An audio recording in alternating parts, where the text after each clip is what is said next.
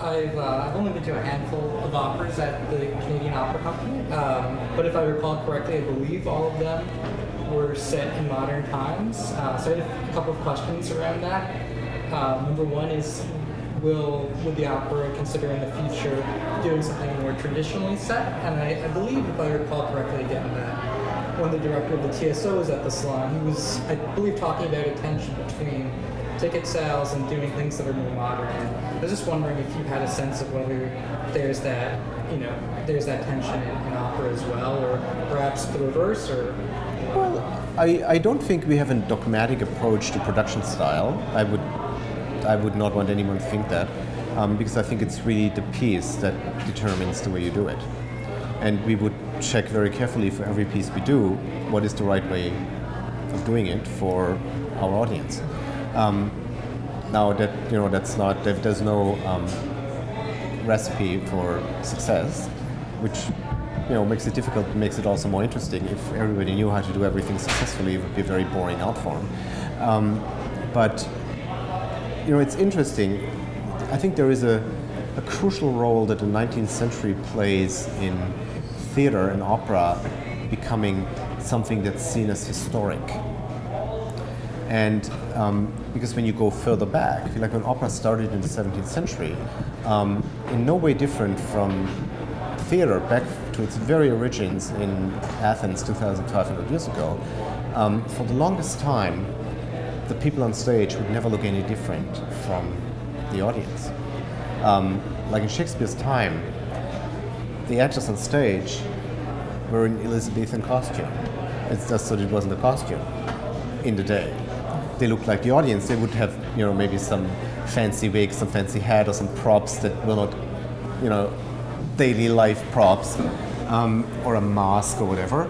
But in the end, no audience member would have found it strange that the people look the same on stage.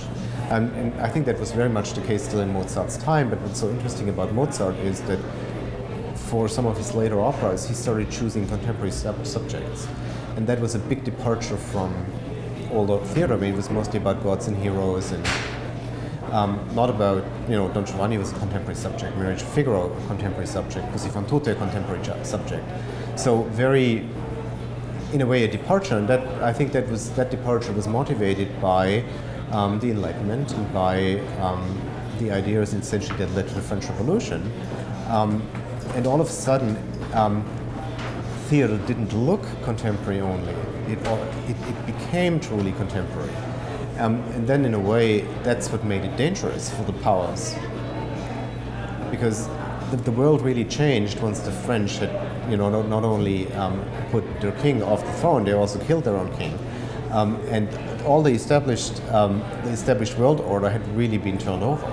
And whereas the theater before that, nobody had really thought a lot about why theater was relevant or dangerous, or why the ideas that came into the theater would actually be powers of societal change.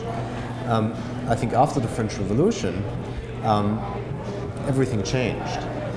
And in a very dramatic way for the theater, because all of a sudden the ideas that were discussed in a public place, or the gathering of people in a public space, all of a sudden was nothing casual anymore. It became something that was potentially dangerous. And then, as you all now know, the French Revolution was a kind of a short-term success at first because it was suppressed, and then as we go into the 19th century, there was a big period of reaction. Where the old monarchies were reinstalled, and they tried very hard over the course of the 19th century to stay in power. But you can never turn back the wheel of history. Like the ideas, they couldn't kill the ideas. So they could, jail the revolutionaries and reinstall, the old order, but they couldn't get rid of the ideas. So all of a sudden, theater became something that was very tightly controlled. And I believe that censorship before the French Revolution was mostly religious. Like they would check that there were no religious symbols, no blasphemy on stage. There were certain periods of the year for the religious holidays when there was no theater allowed. But after the French Revolution, censorship became political, way more than it was religious. And that necessitated for the theater to not be contemporary anymore. And that's how That's why we enter in the period of historicism, when all of a sudden everything plays in the past. Nothing plays in our day-to-day anymore. And you know, the one really interesting figure in that respect is Verdi, who actually wrote a few highly contentious operas that were difficult for the censors to manage. One of them is Masked Ball, which brings the murder of a king on stage, which obviously post-French Revolution was something that was really a courageous choice for a subject. And what did the censors do? They made him change it. They turned the King of Sweden into the governor of Boston, and they moved the action from the late 18th century to somewhere in the 17th century, and set that whole thing within the Puritan community in New England, which of course made it completely absurd.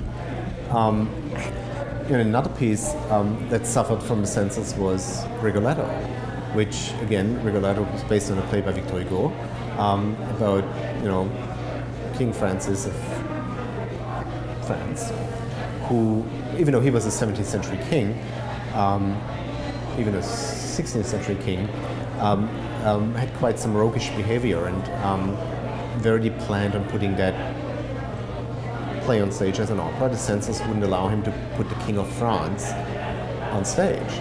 They made him, transform the King of France into some minor duke of a minor Italian duchy. So, that's just two examples. Another great example is Traviata. When Verdi wrote Traviata in the mid-1850s, he wanted it to be a piece about morals in the mid-1850s. And the censors made him move it backwards 150 years. So that it was less of his time. So, and Verdi, through Traviata and other pieces, became a very famous composer, and it took him about 30 years until the 1880s to impose the performance conditions for his operas, and he always insisted that Traviata was performed as a contemporary opera in a contemporary setting.